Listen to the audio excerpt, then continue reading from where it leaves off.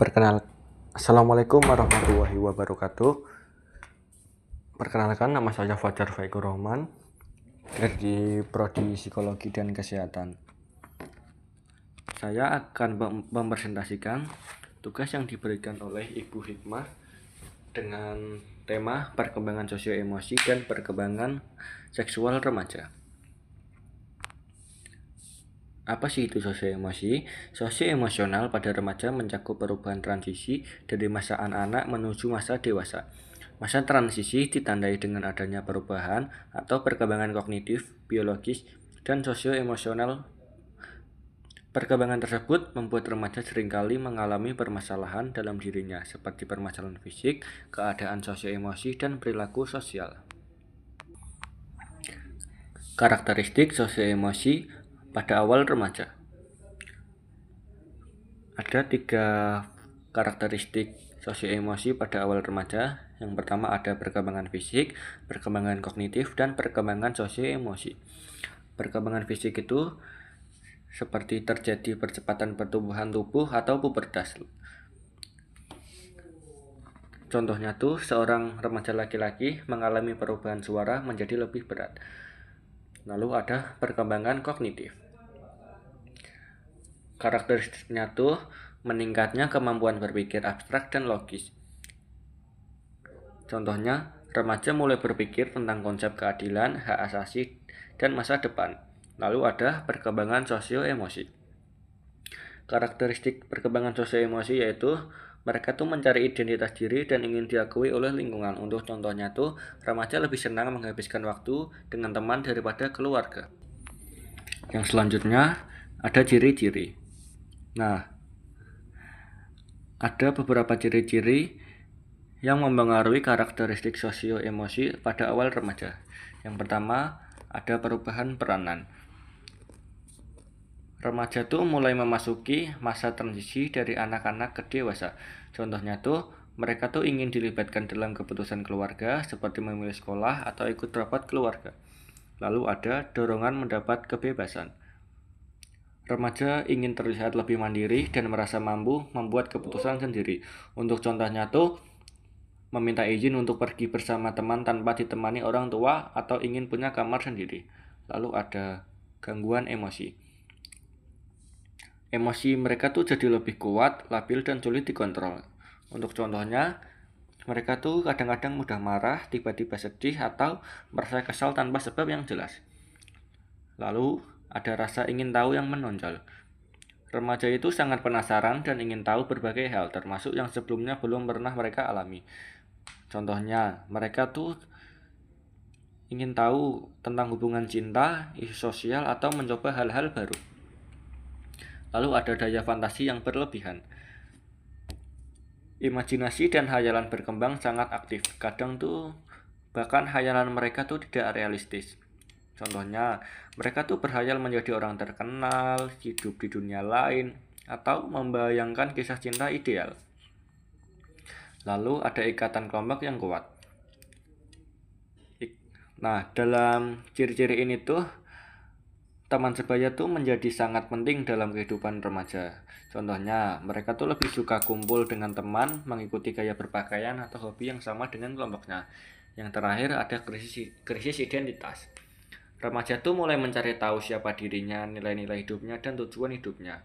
Contohnya, sering mencoba berbagai gaya berpakaian, hobi, atau ikut organisasi berbeda-beda untuk mencari jati diri. Lalu ada perkembangan sosio-emosi remaja berdasarkan fenomena.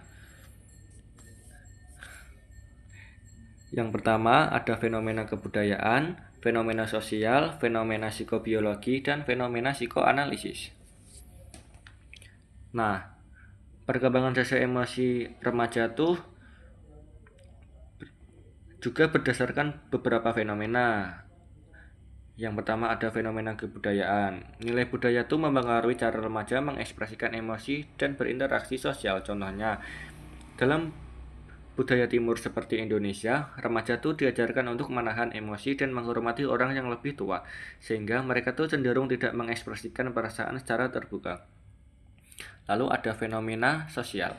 Tekanan dari lingkungan sosial seperti keluarga, teman, media dapat mempengaruhi emosi dan perilaku remaja. Contohnya tuh, remaja bisa merasa tertekan atau minder karena perbandingan sosial di media sosial, seperti membandingkan diri dengan teman yang dianggap lebih sukses atau populer. Lalu ada fenomena psikologis. Masa remaja ini ditandai oleh pencarian jati diri, krisis kepercayaan diri, dan perubahan suasana hati yang tajam. Contohnya, remaja itu mengalami naik turunnya emosi secara ekstrim, merasa bingung dengan siapa dirinya, dan mudah tersinggung ketika merasa tidak dipahami. Lalu yang terakhir, ada fenomena psikoanalisis. Dorongan bawah sadar dan konflik batin mulai muncul, terutama terkait dorongan seksual dan hubungan dengan lawan jenis. Contohnya tuh, remaja tuh mulai tertarik pada hubungan cinta, merasa bingung antara keinginan pribadi dan nilai moral yang diajarkan keluarga, serta mencari bentuk cinta yang ideal. Ini ada beberapa teori sosioemosional. Yang pertama yaitu teori dari psikoanalisa Sigmund Freud, lalu ada teori Erik Erikson, dan teori dari Skinner. Nah, teori dari Sigmund Freud itu, Freud menyatakan bahwa perkembangan emosi itu dipengaruhi oleh konflik bawah sadar dan tahapan psikoseksual. Pada remaja, berada di tahap genital, di mana dorongan seksual mulai aktif dan mempengaruhi relasi sosial. Lalu ada teorinya Erik Erikson, yaitu teori psikososial. Erikson menekankan pentingnya krisis psikososial dalam tiap tahap perkembangan pada remaja, yaitu tahap identity versus role confusion atau identitas versus kebingungan, di mana remaja mencari jati diri dan arah hidupnya. Lalu ada teori dari Skinner, teori behavioristik. Nah, Skinner tuh menekankan bahwa perilaku dibentuk melalui penguatan, reinforcement, dan hukuman punishment. Pada remaja, perilaku sosial dan emosional terbentuk dari hasil pengalaman dan respon lingkungan, bukan faktor batin. Materi yang selanjutnya yaitu perkembangan seksual. Secara keseluruhan, perkembangan seksual adalah proses yang kompleks dan multifaset yang melibatkan interaksi antara faktor biologis, psikologis, dan sosial. Memahami perkembangan seksual dapat membantu individu menjalani kehidupan yang lebih sehat dan memuaskan dalam hal hubungan dan identitas seksual mereka. Ada dua tahapan perkembangan seksual pada remaja. Yang pertama yaitu identitas versus kebingungan dan intimasi versus isolasi. Identitas versus kebingungan yaitu usia antara 12 sampai 18 tahun. Pada usia ini, remaja itu mulai mencari tahu siapa dirinya, apa nilai hidupnya, dan tujuan masa depannya. Jika berhasil, terbentuk identitas diri yang kuat. Jika gagal, mengalami kebingungan krisis identitas atau ikut-ikutan lingkungan. Lalu ada intimasi versus isolasi, itu usia kisaran antara 18 sampai 40 tahun. Individu tuh mulai mencari hubungan yang dekat, stabil, dan bermakna secara emosional. Jika berhasil, mereka tuh mampu menjalani hubungan cinta dan persahabatan yang sehat. Jika gagal, mereka tuh bakalan merasa kesepian dan terisolasi secara faktor biologis. Nah, hormon dan perubahan fisik selama pubertas memicu ketertarikan seksual dan dorongan biologis. Contohnya, peningkatan hormon testosteron dan estrogen membuat remaja mulai tertarik pada lawan jenis. Lalu ada faktor psikologis. Perasaan, imajinasi, dan pencarian identitas seksual berkembang pada masa remaja. Contohnya, remaja mulai bertanya-tanya tentang orientasi seksual atau mulai mengalami rasa suka secara emosional. Lalu ada faktor sosial. Tekanan teman sebaya, hubungan dengan keluarga, dan ekspektasi sosial mempengaruhi perilaku seksual. Contohnya, remaja bisa merasa terdorong untuk pacaran karena hampir semua temannya punya pasangan. Lalu ada faktor pendidikan. Pendidikan seksual yang baik membentuk pemahaman dan sikap sehat terhadap seksualitas. Contohnya, remaja yang mendapat pendidikan seksual secara formal cenderung bisa mengambil keputusan lebih bijak tentang hubungan. Lalu ada faktor ekonomi. Kondisi ekonomi dapat mempengaruhi akses terhadap informasi konseling dan bahkan resiko perilaku seksual beresiko. Contohnya, remaja dari keluarga tidak mampu mungkin kurang akses ke informasi kesehatan reproduksi atau alat kontrasepsi. Yang terakhir ada faktor lingkungan. Lingkungan tempat tinggal dan budaya sekitar mempengaruhi norma dan perilaku seksual. Contohnya, remaja yang tumbuh di lingkungan bebas atau permisif bisa lebih cepat terpapar pada perilaku seksual aktif. Nah, yang selanjutnya yaitu ada faktor yang menghambat. Faktor yang menghambat pada perkembangan seksual remaja ada beberapa. Yang pertama ada faktor keluarga, selanjutnya faktor sosial, selanjutnya pendidikan, budaya, psikologis, ekonomi, dan lingkungan. Nah, faktor keluarga. Kurangnya komunikasi atau pengawasan orang tua dapat menghambat pemahaman remaja tentang seksualitas yang sehat. Contohnya, remaja yang tidak mendapatkan pendidikan seksual dari orang tua cenderung bingung atau terpengaruh oleh informasi yang salah. Lalu ada informasi sosial. Tekanan teman sebaya atau norma sosial yang tidak mendukung dapat membuat remaja terjerumus ke perilaku beresiko. Contohnya, remaja yang ingin diterima dalam kelompok teman yang suka melakukan perilaku seksual bebas mungkin merasa terpaksa melakukannya meskipun belum siap. Lalu ada faktor pendidikan. Kurangnya pendidikan seksual yang memadai menghambat pemahaman remaja tentang seksualitas yang sehat dan aman. Contohnya, remaja yang tidak mendapatkan pendidikan seks yang komprehensif mungkin terlibat dalam hubungan tanpa perlindungan atau kurang memahami resiko kesehatan. Lalu ada faktor budaya.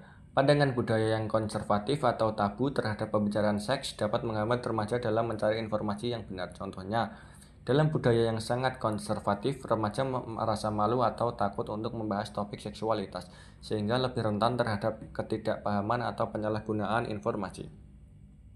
Lalu ada faktor psikologis.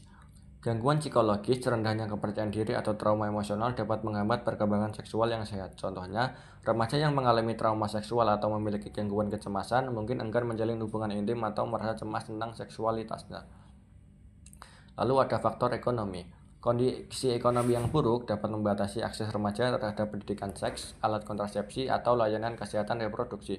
Contohnya, remaja dari keluarga miskin mungkin tidak memiliki akses ke klinik kesehatan atau pendidikan seksual yang dapat membantu mereka membuat keputusan yang lebih baik.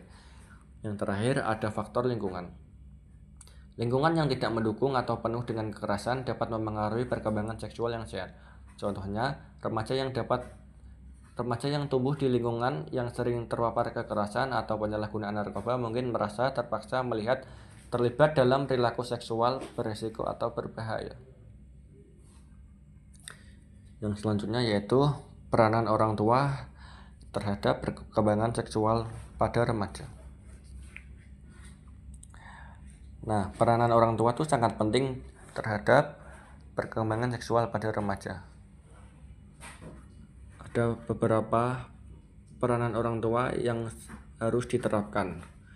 Yang pertama yaitu memberikan edukasi tentang seksual, memberikan ajaran tentang bagaimana menghindari seksual, ajari batasan pacaran atau kencan, mengajari keamanan dalam menggunakan berinteraksi di sosmed.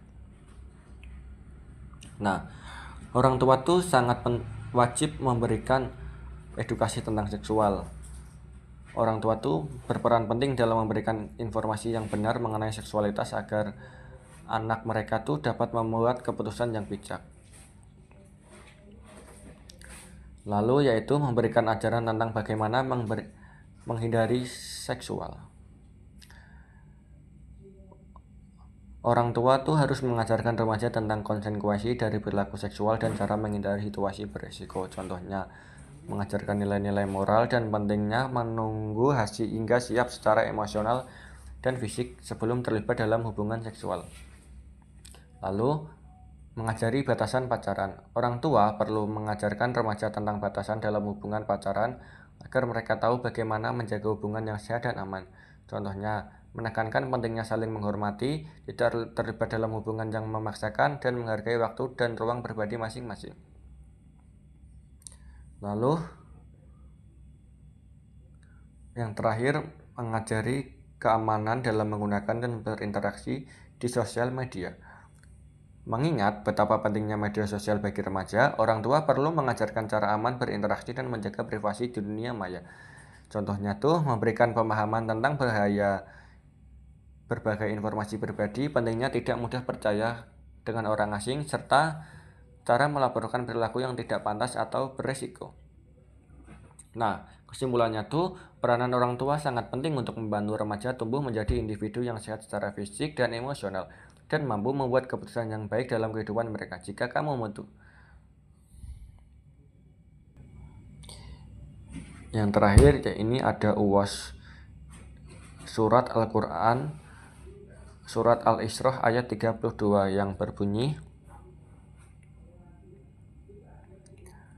A'udzu billahi minasyaitonir rajim. Bismillahirrahmanirrahim. La taqrabul jannah innahu kana fahisatan wa sa'a sabila, yang artinya janganlah kamu mendekati zina, sesungguhnya zina itu adalah suatu perbuatan yang keji dan suatu jalan yang buruk. Sekian, terima kasih.